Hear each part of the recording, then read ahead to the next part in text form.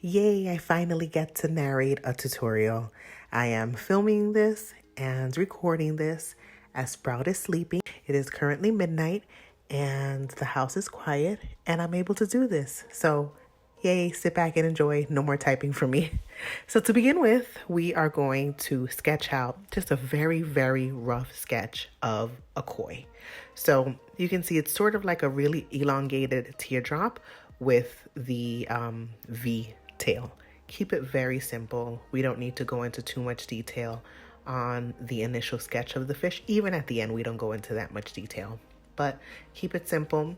Draw 1, 2, 3, as many as you'd like.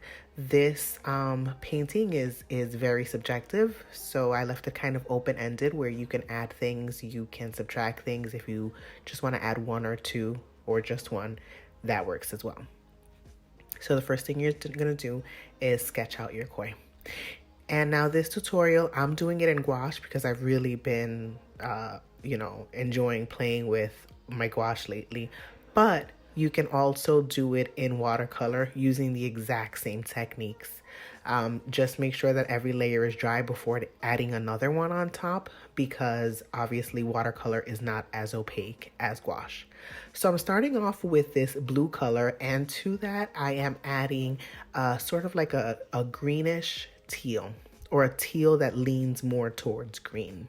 So you can see the teal in the pan really well, but for some reason I'm unable to record or take pictures of the greenish hues that are in this painting. So they're there, you just can't really see it too well.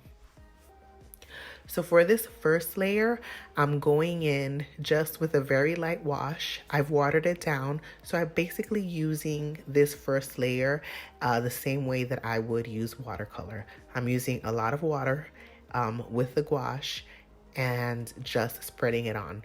I'm mixing in some blues in some areas, and I'm adding in some of that greenish teal in other areas, and I'm also adding my mixture. So obviously what you can't really tell, you can see a little bit that there are 3 different colors sort of floating around the water. And I did this on purpose because we don't want the water to be just one color. You want to give it a little bit of flair, a little bit of character. So we're going to add in those 3 colors, the mixture, the blue alone, and then the greenish teal.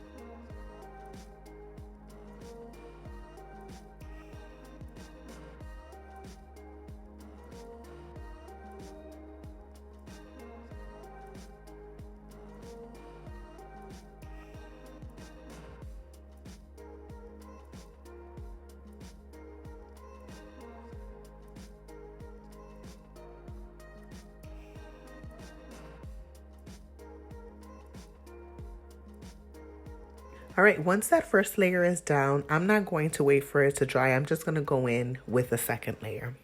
Now the second layer is going to be thicker. If you're doing this in watercolor instead of gouache, my suggestion is to let the first layer dry and then go in with the second layer. So for the purposes of this gouache tutorial, I am just going in with a thicker layer of gouache, and I'm doing the same technique that I used in the first layer.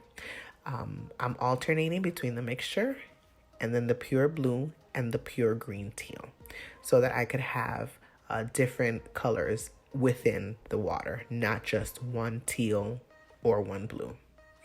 So again, I'm going in with a thicker layer and covering that entire background.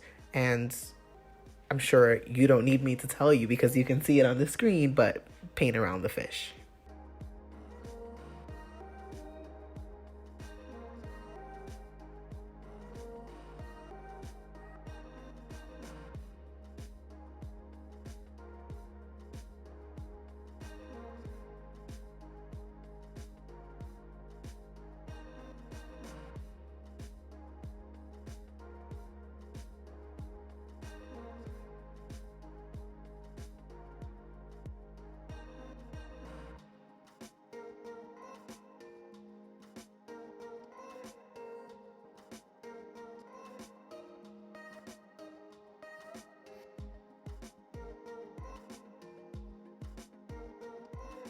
Okay, to finish this off, I'm going to go in with the greenish teal and I'm going to add a bit of texture to the water so that my strokes aren't so visible and the water has a little feel of movement.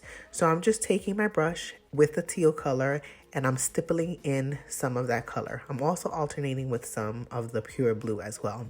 And I'm stippling it in so that I don't have any lines in my paper, and it gives it a fun little texture once it dries.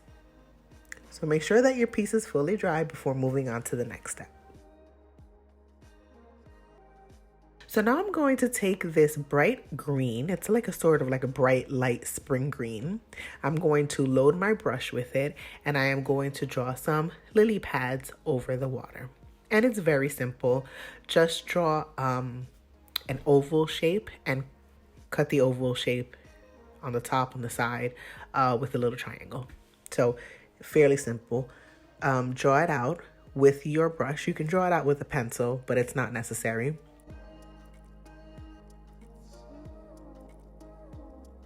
So once I'm done with that green shade, I'm going to add a little bit of yellow right on top of it. Now I'm not really mixing in this yellow. I'm just, again, sort of like what I did with the background and just kind of stippling it in. I want a lot of texture in this piece. So that's why I'm not really blending anything in. So take that yellow and just, dab your brush on top of it and leave it, don't blend it.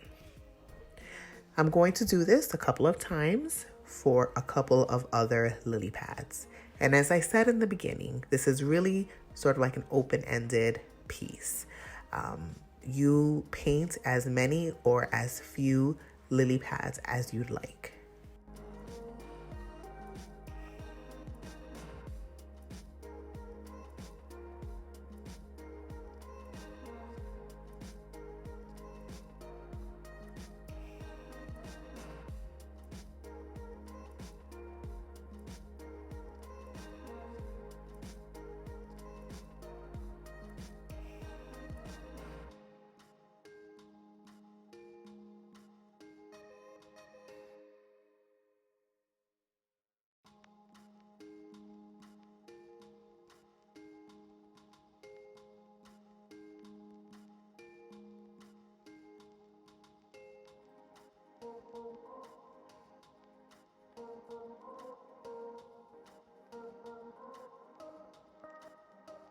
And now it's time to paint in the shadows underneath everything. So I'm going to use 3 colors. First, I'm going to use that very light green. I'm also going to mix into this the greenish teal and a dark blue. Not too much of the dark blue because we don't want the dark blue to kind of overtake everything. So just a little dab of dark blue. I'm going to mix all of that together to give me like a really dark green teal. And I'm going to take a wet brush. I'm not going to apply this on thickly. And I'm going to add shadows beneath the lily pads and beneath the koi fish. So for the lily pads, I'm following the edges of the lily pad and I'm starting at one of the edges and the shadow is veering off to the right. For everything, it's going to veer off to the right. You'll also see that in between the lily pads, I am adding a little bit of water to my brush because again, I don't want this very thick, just a very light shadow. It doesn't have to be thick. And it doesn't have to be really, really dark. So we're going to do that to all 3 lily pads. And then we are going to do that with the fish as well.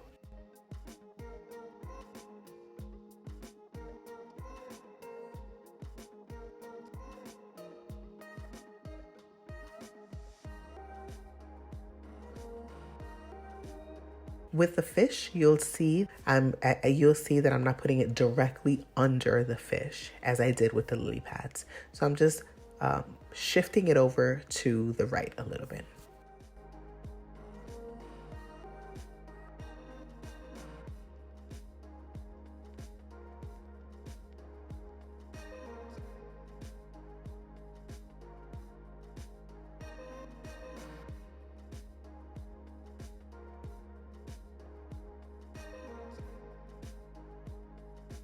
Now I'm going to take my Copic opaque white and I'm going to add a little swirling motion to everything just to show that it has a little bit of movement. So on the sides of them, add as few or as many as you want, just a couple of rounded out strokes along the side of every object in your painting.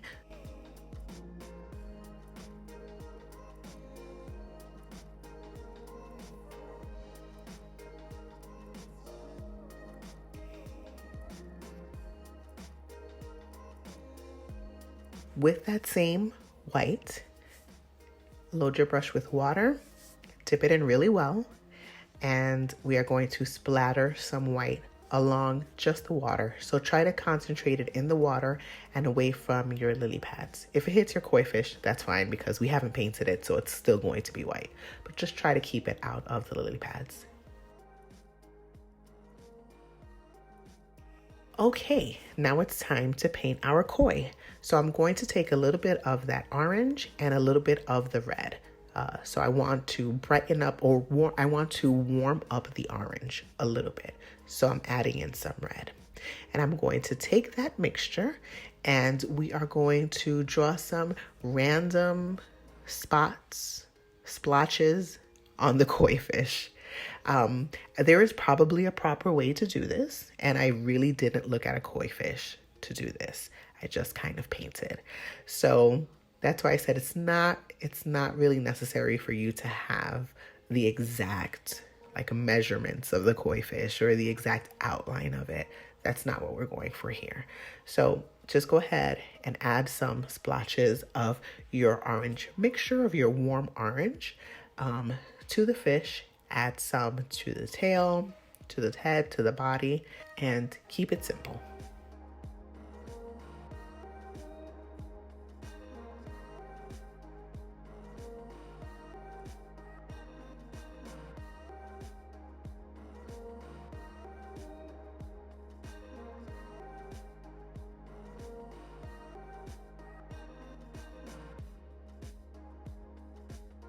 After we're done adding the orange to the fish, I'm going to take a little bit of the white gouache. And the reason that I'm doing the white gouache is because I want the arms, the flippers, the fins, because I want the fins not to be as opaque as the white. We want to give it a little bit of sheerness to it. So I'm using the white gouache and I'm watering it down just a tad bit. And white gouache usually tends to dry lighter than the Copic opaque white. And I am going in and I am adding some fins to the fish. And I'm doing that to both fish.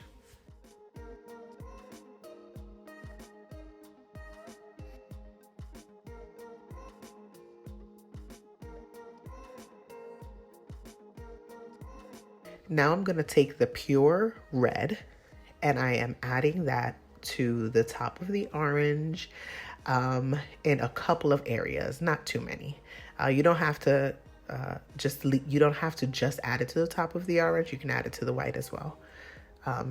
Give the little koi a little pizzazz.